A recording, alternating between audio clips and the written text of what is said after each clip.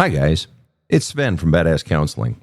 So we created the Badass Counseling group on Facebook, and it grew to well over 45,000 members. And we kept getting asked by folks for a support group, a growth group that's more intimate, gives more access to me, Sven, if possible. So the Badass Counseling team got together, and they created Community Plus. For a monthly fee that isn't cheap, you get direct access to me 2 times a month where you can submit your questions directly. Monthly drawings for a small group counseling session with me. Monthly drawings for one-on-one counseling sessions with me. Priority Pass access to go to the front of the waiting list for ongoing counseling with me. Priority Pass access to be considered to be counseled by me on the Badass Counseling Show podcast. Direct access to my top 2 selling video courses, Healing the Soul and Unleashing Your Greatness. Interviews with people who've had success in their soul journey, some well-known and some everyday folks like you and me. And a fantastic opportunity to meet and get to know other men and women who take their healing and growth seriously and who do the work. And a social community feed where folks share their challenges, their struggles, and their triumph. And so much more. So go now to badasscounseling.com. Click on the Community Plus sign-up page for premium content and direct access to me and to like-minded people who are committed to healing, growth, and creating a community of support and happiness. From the New York City area, welcome to the Badass Counseling Show, where the master badass himself, Sven Erlandson, takes you deep and gives balm for the soul, baby.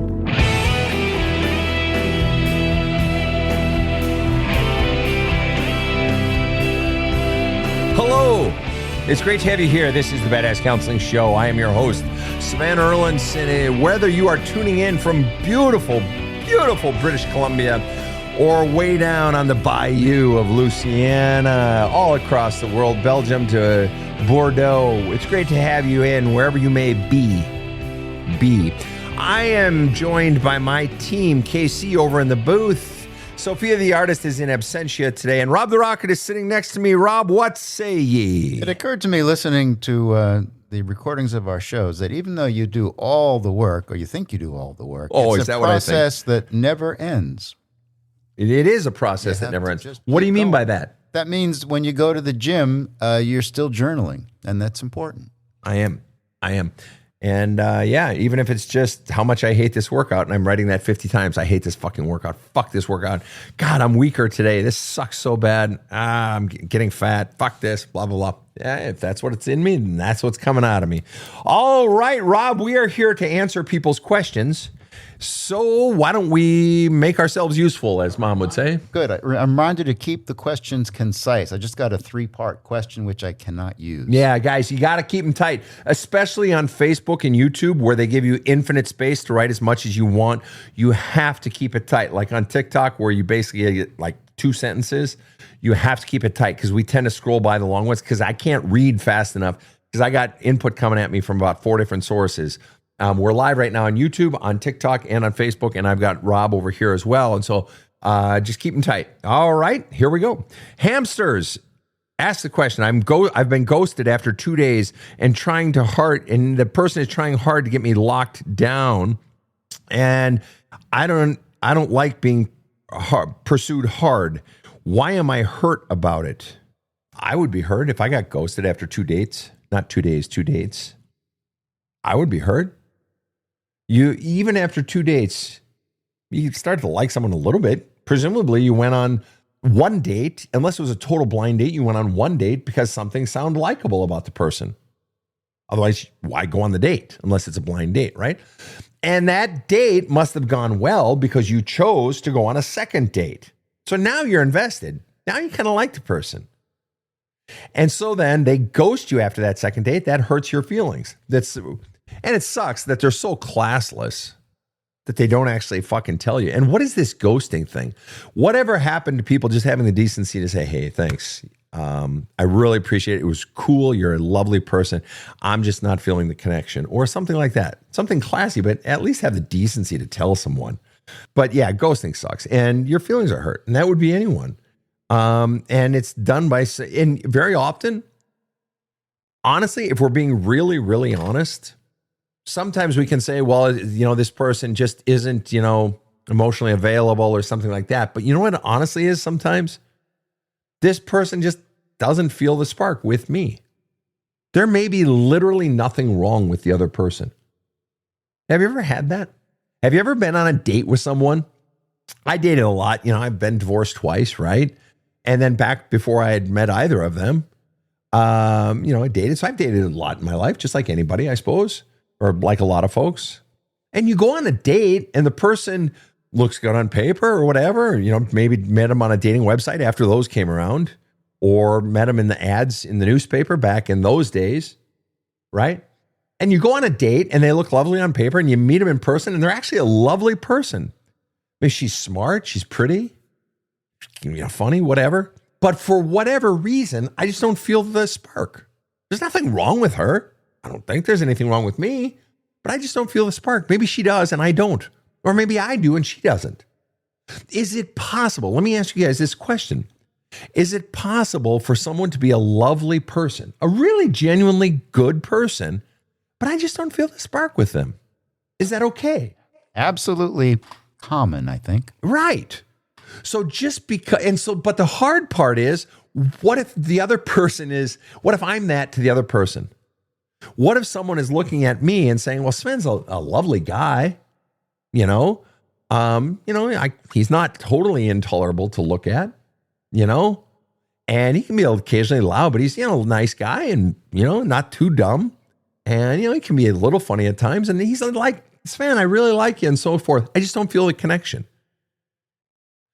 What we so think if someone doesn't want us is that there must be something wrong with me or there must be something wrong with them. What if it's neither? What if there's just no spark?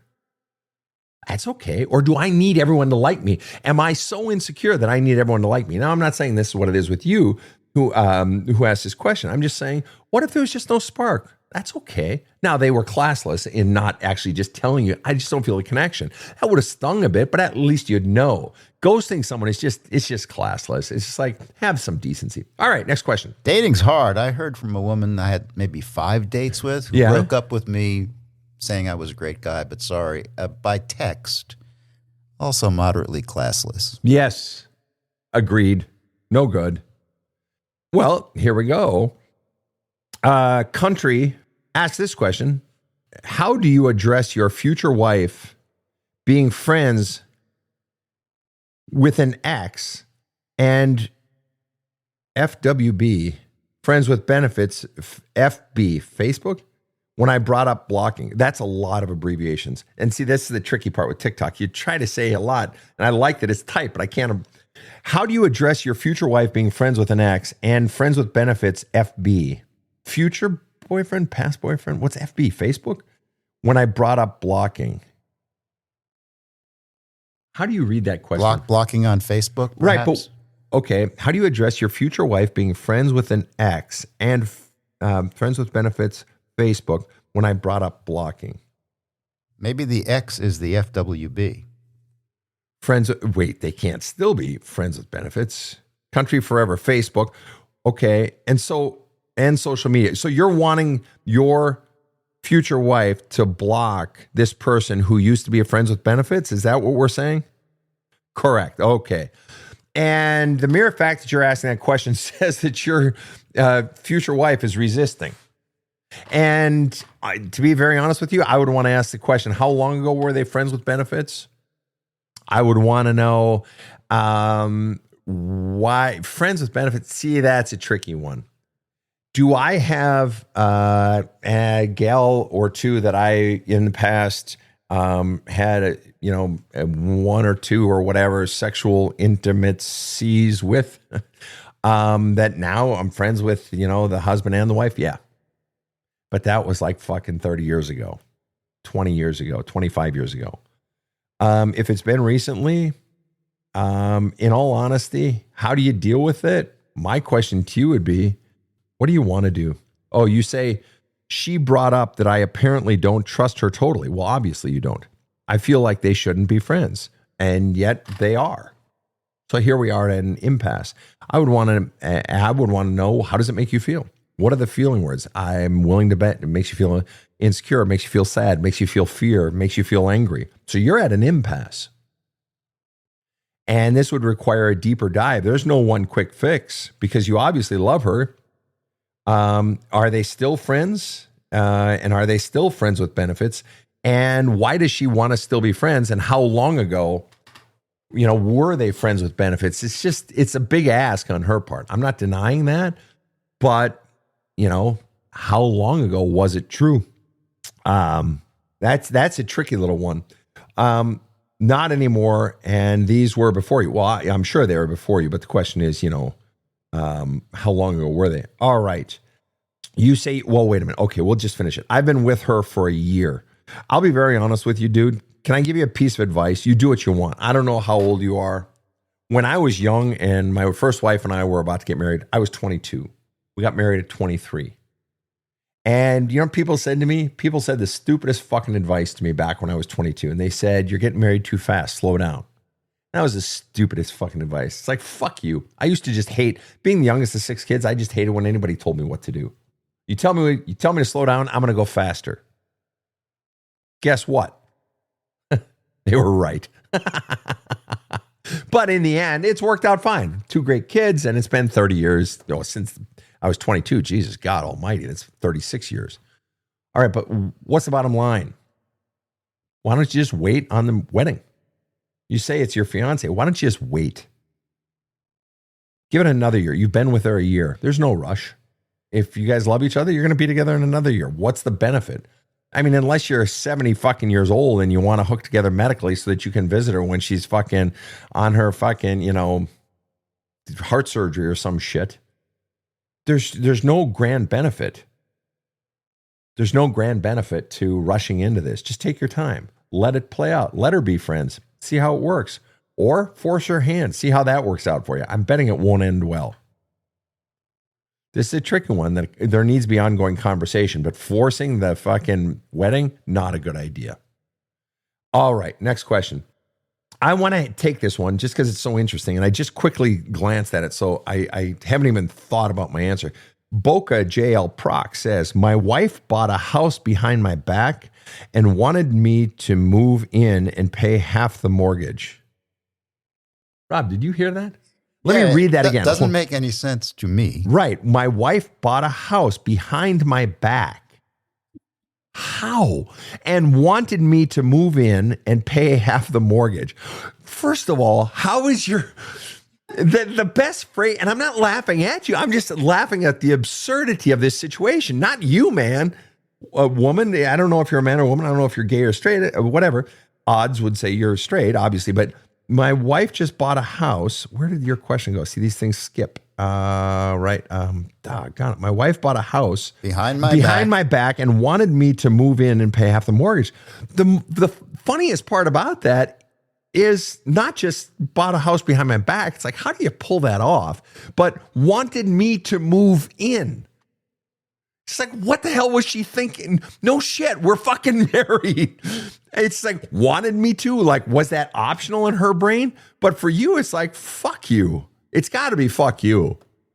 It's just like, and so the mere and pay half the mortgage. So the mere fact that you are even writing that question in this venue, you are obviously struggling with it. You are obviously wanting counsel with, implies to me you don't like the fact that A, she bought it behind your back. B, she wants you to move in and pay C, half of your fucking mortgage. I'm betting inside you, you're like, fuck you. Why should I do this to cover your ass when you bought a house behind my back and now you want me to make it financially viable for you? If she just bought a house and wants you to move in and it's all on her, hey, that's a beautiful thing. But she's fundamentally, it implies that she bought this house under the pretense that you were going to help by paying half the mortgage. In other words, she used you before buying the fucking house. She assumed that because you're married to her, you would move in and that you'd cover half of her expense. Now, you don't state a question. That's the most interesting part. You don't state a question. So I'm left to imply the question. And the question is, what the fuck should I do? All right. Now, obviously, what you should do, what I would ask you, my very first question, if we were sitting down in person, just having a beer or watching a baseball game or something like that, the Twins, of course, Is I would ask the question, listen, dude, you don't ever have to act on it, but I got to ask just because I'm fucking curious. What do you most want to do? What do you most want to do? I mean, setting any sort of violence aside, what do you want to do? And because I want to wring her neck, right? No, because I'll be very honest. Well, let me put it to you, Rob. Rob? We're going to ask the wise one here, the one older than all of us or most of us. First mistake, but go ahead. Rob, he died. Boca El Proc doesn't ask. But I'm asking, my wife bought a house behind my back and wanted me to move in and pay half a mortgage. What is your advice to Boca El Proc? Well, first of all, what happens to the house they're living in now? Mm-hmm. Whose name is it in? Is it jointly held? And this house she bought obviously is only in her name. So we got some legal issues here to contend with. Unless they didn't have a house before, unless they had an apartment. Maybe it was a rental, and so she bought a house, and I guess they don't have joint funds, which is interesting. I don't know. I mean, I have an ex who bought a house behind my back, but that's not all she did behind my back, so that's why she's my ex. In this case, I think you have to understand the situation better than this individual does, obviously, and try to work it out both for his emotional benefit and legally. Fair. Two prongs there. Excellent points, and especially that legal one. It's like how she obviously just bought it in her name and wants you to finance her expenses. So she is going to profit financially off you paying for something she wants, paying for half of something she wants. In other words, she's fucking you. She is fundamentally taking your money to pay for something she wants that you will have no financial vested interest in. How do I know? Because your name is not on the deed. How do I know your name is not on the deed? Because you said she bought a house without you knowing. Therefore, you'll have no financial fucking interest in this. You know what? Honestly, what this boils down to? Trust. She's fucking using you. She engaged in this massive thing that she now wants your help paying for. She's using you. She's trying to manipulate you. And the mere fact that she did it is predicated on the belief inside of her that she could do it and pull it off. And worst of all, get you to fucking pay for it. She believes you're a sucker. She believes at the very least that she has power over you. And she believes that you'll do it if she wants you to, which means I'm willing to bet in your relationship with her, there's a power imbalance, a gross or at least a distinct power imbalance where she has the power, where if she wants something, even her own fucking house that you're going to pay for half of, she'll get you to do it. Am I correct? I'm willing to fucking bet I am. Yeah, you've got a trust issue and you got somebody fucking taking advantage of you, which means deep down, you've got some core belief inside of you that says, this is the type of treatment you deserve. You have to drill down to where those core beliefs are, and you have to begin the work of identifying and extracting those core messages, because that's what's fucking you up. And the mere fact that she's doing this now, it's only going to get worse. The mere fact that you're buying a house, she's buying a house, indicates you guys might be young, might be older, but might be young. So if she's fucking taking advantage of you financially in this way, or attempting to potentially manipulate you by buying a house and then wanting you to pay for half of it, without fucking telling you in advance? You think this is going to get any fucking easier? All right. No trust, no relationship. Boca follows up with, why do I still love her? Betting you say, why do I still love her? Or why do we still love each other? Why do you still love her? And well, come on, let me tell you this one. And normally I don't give follow-up questions, but I'll give you this one. Why do you still love her? I've rarely known a divorce where I've counseled the couple where the person doing the divorcing doesn't still love the person. It's not the absence of love. If you walk away from someone, I'm not saying you're getting a divorce. That's not the point. Even when someone has hurt us immensely, that doesn't make the love go away necessarily. Very often, if we end a relationship, I'm ending it even knowing I love the person, but this chemistry, as I talked about in the earlier question, going on a date with somebody who's lovely, the chemistry has gone so foul that even though I really love this person, or really, we had such a chance, we had such a shot, and you just fouled the waters. Okay? You still love the person because you like what you had. You love your history. You love much of who the person is, just not this other stuff. Furthermore, you love the person because that's just what you feel. Feelings are what they are. And so if you want to begin the process, if you're saying, why do I still is the operative word in there.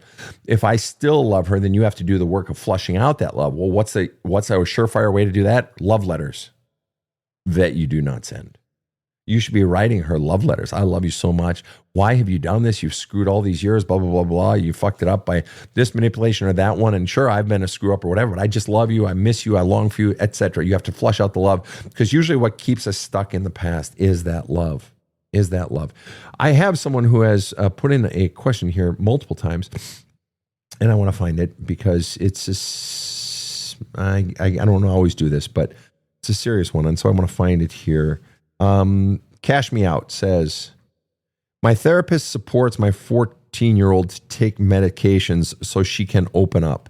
Any thoughts on that? Well, first of all, I don't touch psychology. So that's my first thing. I stay in my lane. I'm not a psychologist, psychiatrist. I do not take medications. Excuse me. I don't take questions regarding medications. I don't take medications either, not psychological ones. Not that there's anything wrong with that. I just don't. But you ask, you say your therapist supports your 14-year-old to take medications so she can open up. What are your thoughts? Well, my first question to you is, what are your thoughts? What do you honestly feel? What do you honestly think? Write those down on paper. Put it in just a few sentences. Don't make it a long explanation. After that, write down, put the heading on the piece of paper, fears. What are your greatest fears? Write down your fears. Because the blockage at the moment is inside of you and the uncertainty, the blockage to what feels right to you. You're the parent, you're the leader here. And if there's a second parent, the two of you are leaders. Okay? And so in a way, it doesn't matter what anyone else says, a therapist, me, your favorite uncle, whatever it might be. You've got to begin to hear your voice. That in the end is the question that matters because you're the leader. And your child is trusting you to lead. Okay. Now, the truth is, you have to remember, any decision that you make can be temporary. In other words, you can change your mind later. If something doesn't work, I always tell my clients, if I don't get results in you, you absolutely should stop. And hell, if you want, we can sign a fucking money back guarantee. I do that. If I'm not getting results, I don't want your fucking money. That's a bad business model for me. There's no fucking way I'm going to make you pay for something if you're not getting fucking results. And there's no way you should keep going to fucking therapy if it's not getting results. So in this particular case, if it's not getting results, you can abort that fucking process.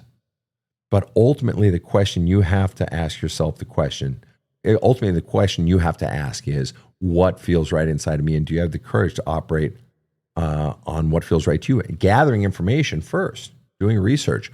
And you should be doing research. Is this particular thing being recommended?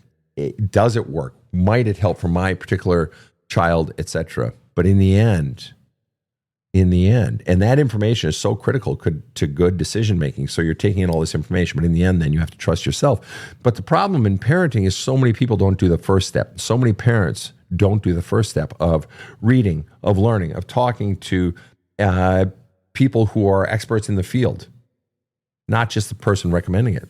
Are you taking parenting? Now I'm not talking to you anymore. Okay, now I'm expanding it to all of you. If you're a parent of any age, no matter how old your kids are, or you're going to have kids, are you taking parenting classes? Do you read parenting books?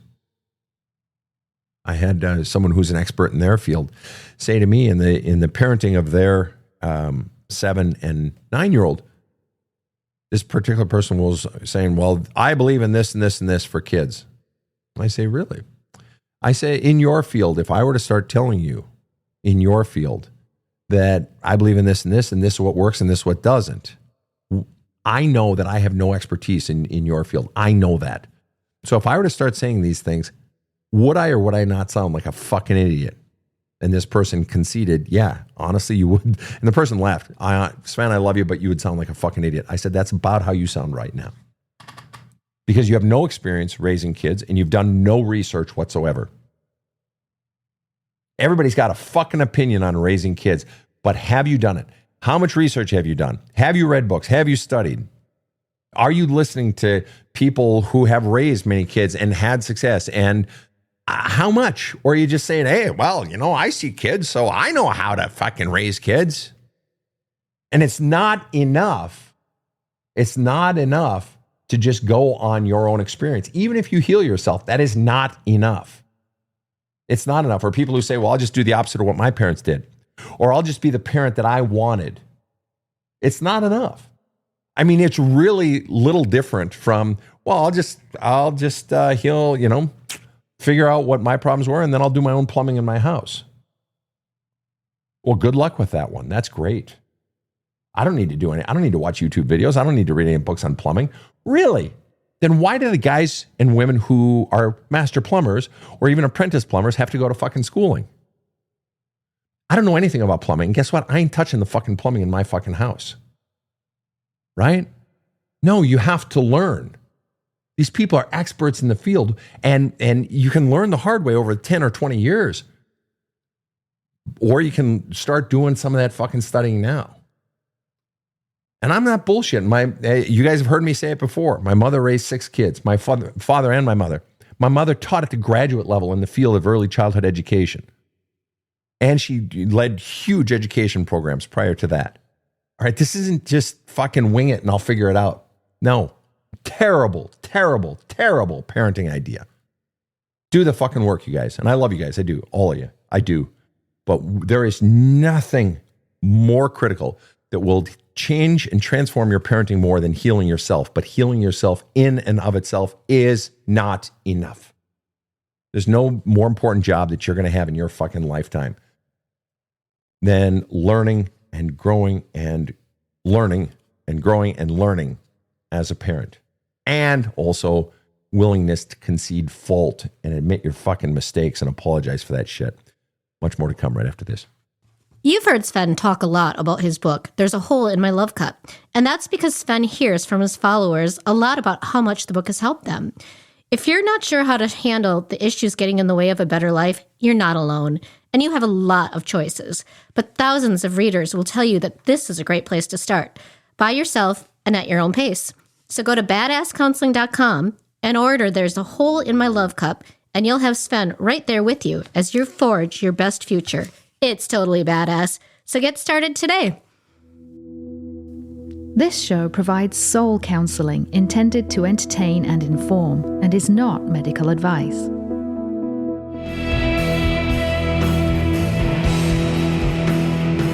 Now, back to the badass.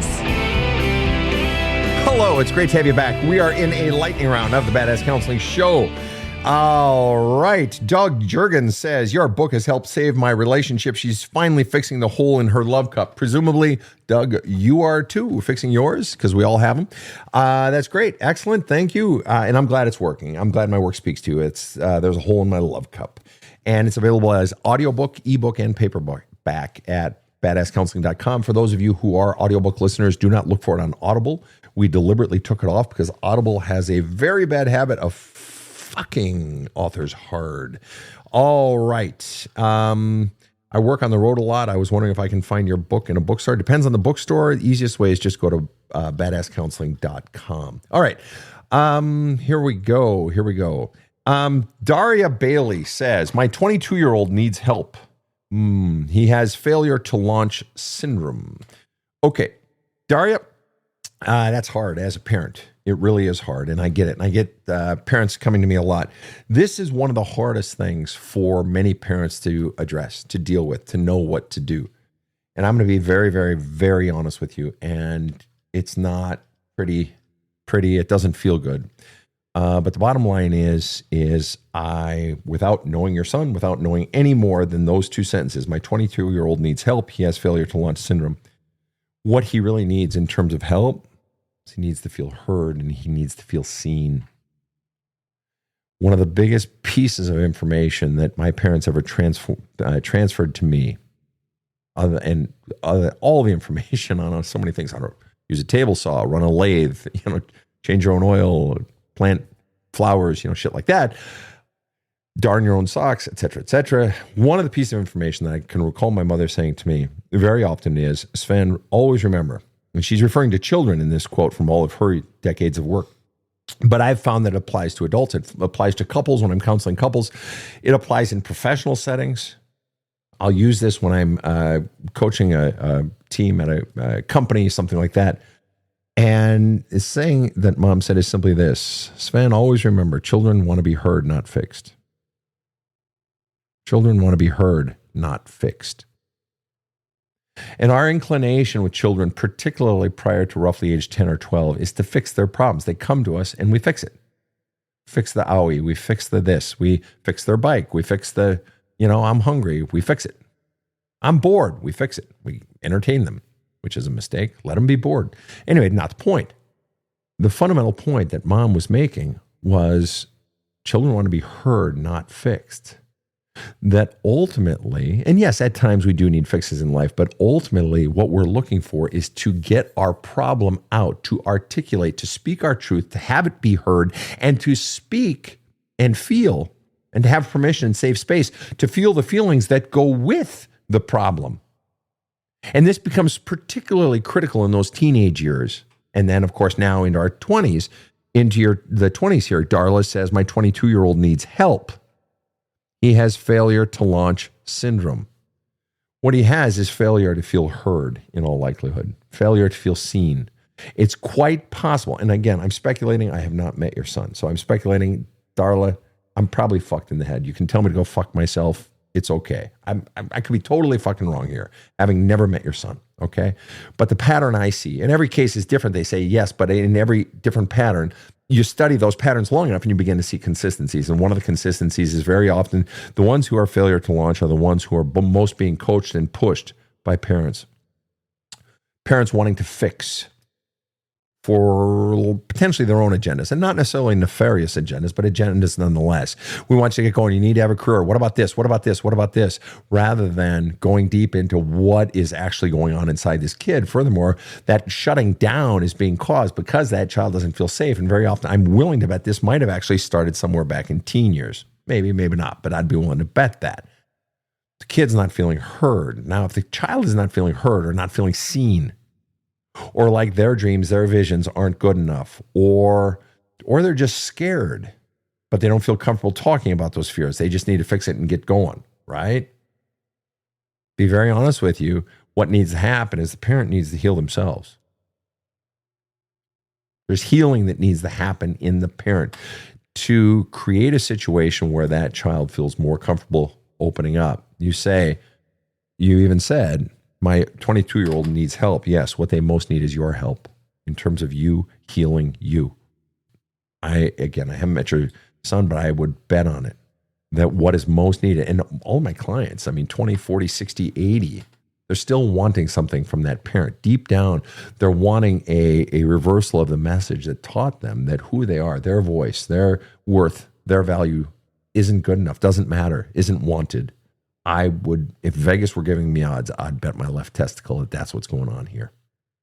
And the only way that's really going to change, other than words coming out of your mouth, the words aren't enough.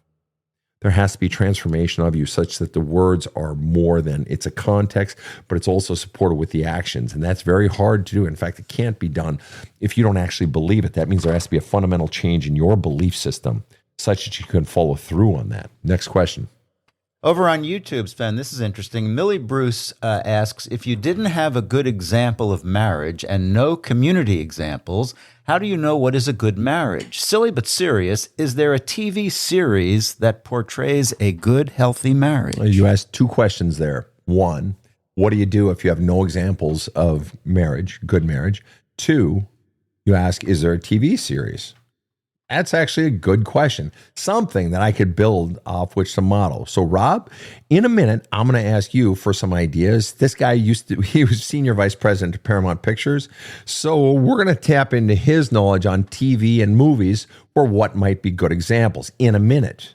But I want to go to the first question you asked because to me, there's a bit of a tell there. The first question you asked is, what do you do if you don't have any examples in your bloodline or in your community of good marriages? Okay. My question then to you is, if you have no images of a good marriage, then where does the desire for marriage come from? What is it about marriage that looks appealing such that you want it if you literally have no visions in your life? Anyone who has one, who has a marriage that is good, how is it a good? See, I at home have a box of Fruity Pebbles. It's one of my go-to sugared cereals. Why? Because when I was a kid, Fruity Pebbles, Lucky Charms, Fruit Loops, that's what the commercials were. And those little kids on TV. And then they're dancing with the leprechaun. And then there's Fred Flintstone. And the kids eating them on TV. They look so happy. And then I heard it. And it's like, well, I want to try that. They look so happy. And then I tried it. Well, shoot. Come on now. I eat Fruity Pebbles and Taco Bell for the rest of my fucking life, man. So I literally have Fruity Pebbles at home. I almost had them this morning, but I decided to have a blueberry pancake instead. I got healthy. Anywho, what's the point? If I would not aspire to Fruity Pebbles if I had never been shown Fruity Pebbles. You are aspiring to something, a marriage, when you say you have literally no examples of a good marriage. Then why, for what reason are you aspiring to it other than you have a vision in your own head of a good marriage? Otherwise, you wouldn't aspire to it. You got an image somewhere, or you native to you, or you have created one in your own brain, a piece of art even, of what you would like a marriage to look like. Well, what if we started there? What if you don't need, at least to start, those other examples? Those are going to be nice. You're going to need those. You're going to need examples. You're going to need things to learn from, to grow from. And there are great books out there on marriage. Great books out there on marriage. But isn't it fascinating that you have a vision for something that you claim you've never seen? It's almost as if that vision was granted to you by the gods or the muses that have created it. Rob? Yeah. Well, listen, if you go by classic TV shows from the 50s and 60s, don't do that because women were always subservient and you ended up being givers and takers. I wouldn't recommend that. More contemporary, I would say Friday Night Lights, the coach and Tammy, they would disagree, but they could negotiate, back each other up. Parks and Recreation, you had Ben and Leslie.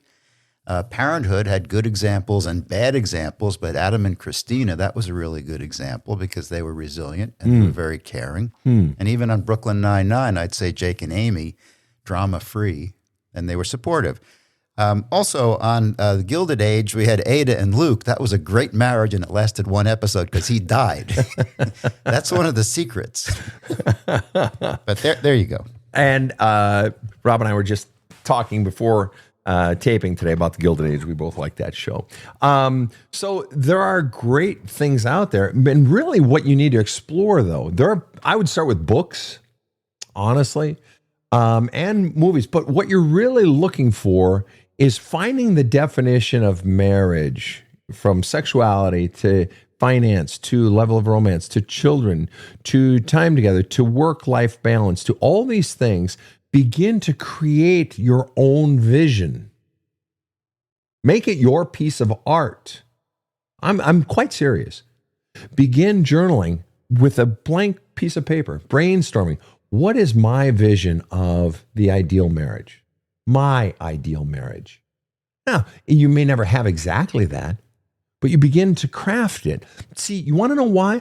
Because if you don't have a vision and hew to that vision with only some amount of deviation or compromise, some, sure, but not your non-negotiables. If you don't have a vision, you're going to get down the road.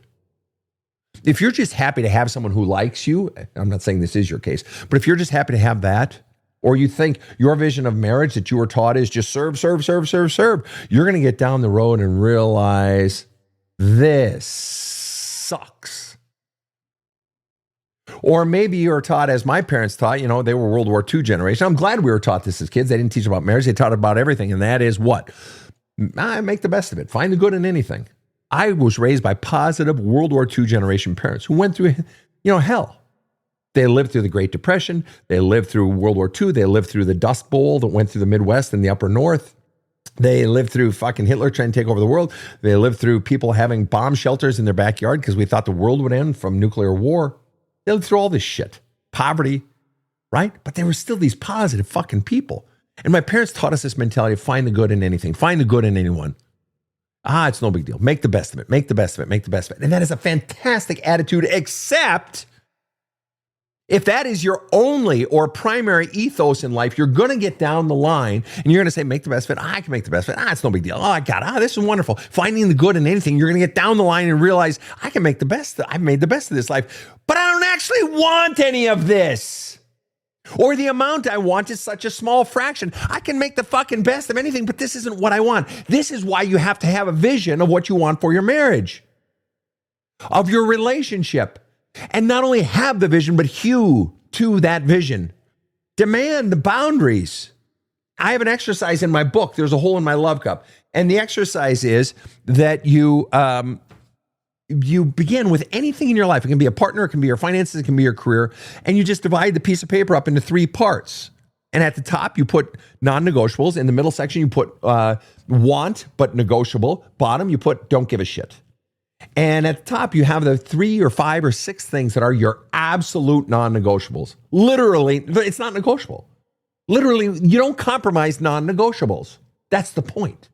That middle section, though, that's where the compromise happens. Want, but negotiable. But the most operative part is then you have a little thing that you put in parentheses. After every single thing you want that you're negotiable on, you put in parentheses, what's the percentage you wanted? So when I was back in my 40s, and I was dating, and I sort of created this in my counseling, and I was using it with my own self. And I was looking for, my next partner and so forth. And I had been single for 10 years since my second wife.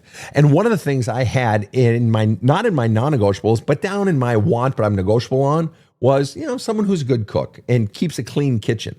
And I had to separate those because it's far more important for me that, like me, I'm with someone who keeps a clean house because I keep a clean house. It's far more important than it's someone who cooks well. But under cooks, good cook, what percent? Now, for a lot of men in particular, someone who's a good cook is like fucking almost non-negotiable. It's like 85% or some shit. For guys like Rob, who's an incredible chef, or me, who has just weird eating habits and eats like a fucking bird, having someone who can cook for me is like 20%. Okay, so now I know the level I'm willing to compromise on that. Or someone who's active, has an active lifestyle. For me, personally, that's like fucking 8%. I don't give a shit. I am a sedentary beast. My dog is a Rhodesian Ridgeback, a sedentary dog. I spend my life on my ass counseling people. I like to ride my bike now and then. I work out, but beyond that, I'm not a movement person. I'm just not. I'm lazy. So someone who likes to do some hiking at the national, fucking monuments, but other than that, or, fucking national forest, but other than no. So the point is, I'm categorizing what are my non-negotiables, what are the ones I'm willing to negotiate on, and what percent, and then the things I don't give a shit about. All right, so you're beginning to break down. So you're creating a vision of what you want for this relationship, or for your finances, or for your career. And so what I'm saying to you is in your marriage, you can begin to create your own vision, but you should be reading your fucking ass off with books. You should be, and beginning to take the bits and pieces. Well, I like this from this person's marriage. I like this from this book. I like this from this movie. Begin to craft your own vision of what feels right to you. Because you can call, in the end, I had my plumber, he's a master plumber. He came and he said, Sven, we were talking and I said, what do you recommend for somebody? Not for me. I'm not going to fucking do it. I'm going to pay you, but for somebody doing their own shit. He says, Sven, a lot of stuff you can do on your own if you have some measure of experience, but you just watch enough YouTube videos and then you just go in and do it. I said, so you don't just watch one YouTube video? He says, no, you have to watch a few because some people are just going to know twists and turns or little, extra tweaks that somebody else doesn't know. Well, that's the same thing here.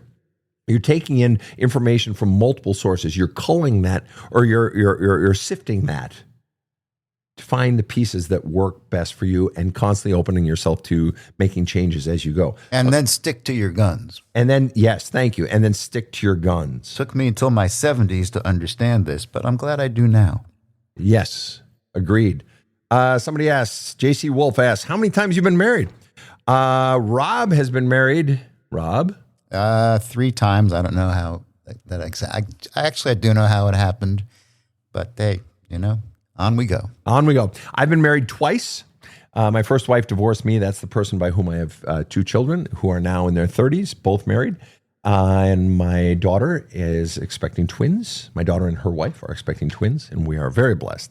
And I've been married twice, as I said, and I've been with this same woman that I've been with now for 11 plus years. All right.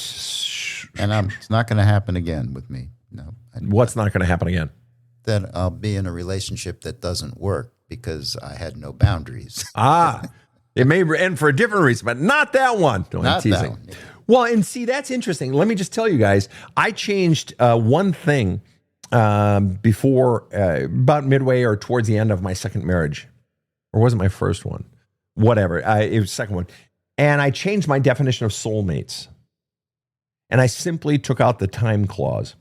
So many people, after Thomas More's book came out in the 90s, early 90s, I believe it was, or early 90s, and the idea of soulmates, that word that we throw around now, that actually found its origins primarily in his book, Thomas More, Soulmates. Anyway, and so many people think soulmates, it's the one person who will be with me forever, who will blah, blah, blah, blah, blah. But there's that forever clause, and I took the forever clause out. And because I knew, for what I believe a soulmate to be, my first wife was my soulmate for that period of time. My second wife was my soulmate for that period of time. My brother was my soulmate really from like age, 12 to age roughly 30. So I had my brother's soulmate, I had my wife's soulmate. And those relationships ended, or they morphed into something else. The woman I'm with now, is she my soulmate? Absolutely. So I've had multiple soulmates. I've had overlapping soulmates. So I just changed how I vision the time. So my girlfriend now, when we met, I was living in the San Francisco Bay Area. She's a New Yorker, native, born and raised in the Bronx. And we just put a time clause on it. I'm like, well, I can move my business anywhere. I've always wanted to live in the New York City area, have a business in Manhattan. So I did. And so we just decided we're going to put 2-week time clauses on it, on our relationship. So every 2 weeks, we just reassessed. Okay, what's going right? What's going wrong? Do you want to end it? Do you want to end it? Well, let's go another 2 weeks. I swear to God, right hand in the air. I swear. All right. And so every 2 weeks we'd reassess. And then after many of those 2 weeks, then we went to 1 month. All right, well, let's give it a month this time. Doing a bunch of those. And we went to 3 months. Then we went to a year. Now the only time the idea of reassessing the contract ever comes up is if she thinks I've been a shit. I think we need to reassess that contract. The point is what? We allow for the fact, when you've been divorced a couple of times, when you've gone through life, she's 62, I'm 50, going to be 58 next month. We allow for the fact that the fates, that the universe, that life may lead us apart. And that's okay. Doesn't mean she's bad, doesn't mean I'm bad. Just means life is what life is. We go with the flow of the river of life, and that's okay. And do I absolutely love this woman? Am I committed to this woman? Absolutely. Same with her with me? Yeah. Yeah. But my job is to help her become the fullest version of herself, and she would state that's her job as well with me. And if that leads us apart, okay, life goes on. We'll grieve. I'll grieve. She'll grieve. And life goes on. And there's much beauty to be enjoyed even when things end. So that's age for me. Anyway, we're just going to take like 1 or 2 more questions. Then we're going to call it a day here, folks. What do you got for us, folks? Here we go. Jennifer Robbie asked this thing jumps. Easy now. Yeah, I know. But she basically said, I lost it. I've been divorced, and how do I ever trust again was fundamentally what she was asking. I've been divorced like 3-4 years. How do you ever trust again? And that is something that's common to a lot of us. One of the benefits of going through the divorces, as Rob can attest, as I can attest, that someone going through who's only been married can't know this when it comes to relationships, at least love. How do you trust again after a divorce? Maybe after someone has left you or cheated on you or just the divorce. That trust, that inability to trust or fear is driven by fear. It's fear of trusting, fear of ultimately getting hurt. I don't want to open up because I don't want to get hurt. And so the mere fact of you that you're saying, how can I ever trust again, implies you want to. Part of you wants to have a relationship, but I fear getting hurt. So you've already played your hand. I want to have a relationship. Otherwise, you wouldn't even be bringing up that question. And there's nothing wrong with wanting a relationship again, and there's nothing wrong with being afraid of getting hurt again. Nothing wrong with that. It's human. So fundamentally, if you're going to get in a relationship and you don't address that fear, then you're fucking over the next person. You're taking advantage of them because you're coming in with distrust of them when they haven't done a single fucking thing to hurt you. See, you guys see how that works? You see how you are potentially fucking up your partner that you're with right now, or your next partner, or your future partner, because you haven't dealt with your own shit and you're going to claim it's about them. They're the problem. You're acting, you're accusing them of, doing shit wrong or whatever, and maybe they haven't, but it's your own skewed vision because your own pain from your past. You're fucking up them and you're fucking up the relationship. Now, I'm not saying they aren't coming in with their own shit, but if your shit is, I'm afraid to trust, you're going to hold back. See, when we're not afraid to trust, we play open. We walk through life open because we're not afraid. And so what you have to do is go down into the very pain that you don't want to touch. You're afraid of feeling that pain again, which means that pain is still in you from the past. And you're fearful of having that experience again. So there's more pain in that has to come out, but also there's just plain fear. And you need to be journaling your ass off on fear. What am I most afraid of? What would happen if that happened? How would I feel? I would ask you the question, would you end it all if you got hurt again? Now, in all likelihood, you'd probably say, no, I wouldn't end it all. Oh. So in other words, you're saying what? Well, I'd be really sad and it would hurt. Okay, you'd grieve and it'd be sad and it'd rip your heart out and all those things. Sure, but life would go on. You'd do the work of grieving, you'd flesh out your pain, but in the end, life would go on. In other words, I'll be okay. Yes, it would suck. Yes, it would hurt, but in the end, I will be okay. Right. So now we can begin to get out those fears by journaling, by going deeper, by flushing out. You got to work on that fear because the inability to trust, the unwillingness to trust is always driven by fear. And the mere fact, as I said, that you're bringing up the question is, how do I ever trust again? How do I ever get into a relationship when I've been in a divorce and, I can't trust?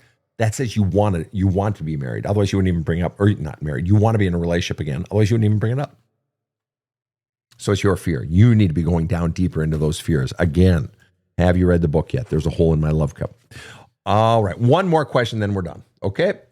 Kelly asked the question, how do you learn to handle and resolve conflict? I learned to always give in to others. Then when I can give no more, I'm a runner. All right, Kelly, if you have been taught to always give in to others, what is the underlying message? What is the underlying message being conveyed to a kid? Who taught you that? I'm betting it wasn't taught to you by your college biology teacher, right?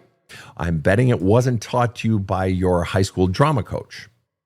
I'm betting it wasn't taught to you by your fifth grade t-ball coach. No, I'm betting it was taught to you in your home. Either it was modeled or it was expressly stated. Kelly asks, how do you learn to handle and resolve conflict? I learned to always give in to others. Then when I can give no more, I'm a runner. The underlying message being taught to a child when they are taught to always give in to others, the underlying message is you and your wants don't matter. In the end, it's always about what the other person wants. The child's worth has already been diminished by teaching that message to always give in to others, or most of the time give in to others. You're saying what you want, your needs, your voice, your feelings don't matter. You're not important. Right. And so the notion of standing up for yourself, you're not going to fucking do that. Or if you do and you're not heard, there's a power imbalance likely in your relationship. And so when you stand up for what you want, they just escalate beyond that. And then what do? You back down, right? And so you keep giving and giving, you keep giving in until and then when you want something else or something doesn't feel right, you stand up for yourself and there's conflict. They escalate even higher. Why? Because they just want to get their boot right back on your throat. And when you're tired of having your boot on your throat, when you can't give any more, you simply walk away. What's wrong with that? What's wrong with walking away? Fundamentally, there's nothing wrong with walking away. You are exercising your ultimate power in that relationship of walking away. But what you're really saying is, well, how do I make it work in a relationship so I'm not just walking away? How do I deal with conflict better? The problem isn't the conflict, Kelly. The problem is the fundamental belief driving your actions in the conflict. You're not a runner by walking away when you can give no more. Hell, I'd coach you to do that. If someone's continuing to escalate to get their boot back on your throat so that they can continue to take from you, I would coach you, while simultaneously coaching you to do what I'm going to teach you next. I would teach you to walk away. This is someone who's clearly content taking advantage of you. Obviously. They expect you to give to them. And the mere fact that you've been in this relationship and keep doing it, always give in to others. Then when I can give no more, I'm a runner till presumably you find a new relationship where you give in. You're giving in because you've been taught that's what you're supposed to do. And that's how you get your worth, simply by giving in. And you hope to get a few breadcrumbs in response. Like I talk about in the book, there's a hole in my love cup, a relationship camel, right? Just needs a little bit of water in their hump or fat in their hump to go a long distance through a desert. You just need a little bit of love. I'll do everything for you, right? But you keep doing it. So the problem isn't the conflict. The problem isn't the relationship. The problem is the belief system that keeps driving this pattern of behavior. And the belief system is I don't fucking matter. And that's why you got to go down into that. It's not about resolving conflict, handling conflict in the moment. The belief system driving how the conflict is happening, why the conflict is happening, why you're backing down, why you're always giving in. That's the problem, the belief system. So how do you learn to handle and resolve conflict? You go inside of yourself and you find the core belief. Naming the beast is half the problem. Core belief driving the system, and I guarantee you the core belief driving this system, driving this pattern is I don't matter, my voice doesn't matter, I can't trust my own voice, I should do, because that's the only way I'm going to get worth is by pouring love into someone else's love cup. Well, fine people, that is the end of this lightning round. Rob, I'll say. What do you have What do you have to say for yourself or for life or for anything, Rob? Well, I always learn something from the show. No matter how many shows we do, there's always something new and interesting. And I have to hope and believe that people benefit from hearing about our personal experiences as well. I think they do. I hope so. I'm so glad in today's episode, when asked by the fine person up on YouTube about TV shows that might be emblematic of or models of good marriage relationships, that you pulled like 7 or 8 right out of your hat. Well, I don't have a lot of useful information, but I did have that. Well, come on. Now, clearly that was useful. Furthermore, I decline, deny, reject your premise that you don't have a lot of useful information. All right. But I could not have, my brain instantly went to Archie Bunker. Bad idea. You know what? I thought of that too. And I thought of Lucille Ball and I Love Lucy. But even though she had a mind of her own, which was great, she always had some splaining to do. And so, it kind of negates the benefit there. Well, and what's going to bother me is now that question was asked, we've never had that question on the show before. Now that you've asked that question, I'm going to be fucking laying in bed tomorrow morning before I get out of bed to drive down to fucking DC to hand off my grand dog to my son. And I'm going to be like, oh, I should have said this show. That's a great marriage. Well, most shows that depict marriage are not really good examples. And so it's hard to find the good ones. Well, and I imagine they have to have the tension. That's what creates a show. Right. Yeah, if it bleeds, it leads, as we say in the news business. Right. Well, and also, okay, I got one maybe. Downton Abbey. Okay, there you go. Downton Abbey. I like that one. Quite formal, isn't it? It is. And I love that show. And I'm just going to share on sort of a closing note, I'm going to share one of my favorite quotes from that show. And it was by the Dowager Countess. For those of you who are fans of the show, I was a massive fan of the show. And one of the quotes, it's from the Dowager Countess when she's saying to her granddaughter, who's the heir to all of it, and she's young and she still hasn't married and so on and so forth. And she's dating, I believe his name, Michael, the one that ended up dying in the car accident. And she says about him, and Michael is a lawyer, but he's poor. But he actually stands to inherit the family because he's like a third cousin, 14th time removed, but he blah, blah, blah. Anyway, the Dowager Countess says this to her young granddaughter who's in her 20s. If Michael is the type of man that if you don't love him when he's poor, he won't love you when he's rich. Now, there's an interesting thought. There's an interesting thought. And just for the record, to all you guys that get your worth from your money and, and all that, do they love you for you or do they love you for your money? And at what point do you develop a character such that they love you for who you are, not just what you produce? That's an innuendo. Love goes out the door when money comes innuendo. Always keeping us on our toes and laughing with this funny things. All right, guys, this has been super duper fantastic. To all of our friends around the world and across the United States and across Canada, thank you so much for tuning in and have a kick-ass day. The Badass Counseling Show is strictly copyrighted. No copies may be made without the express written consent of the Badass Counseling Show, LLC. The Badass Counseling Show is produced by Karen Camparelli and Robert H. Friedman. Executive producer Sven Erlandson. Original music by two-time Emmy Award-winning composer Trevor Morris. Have a kick-ass day.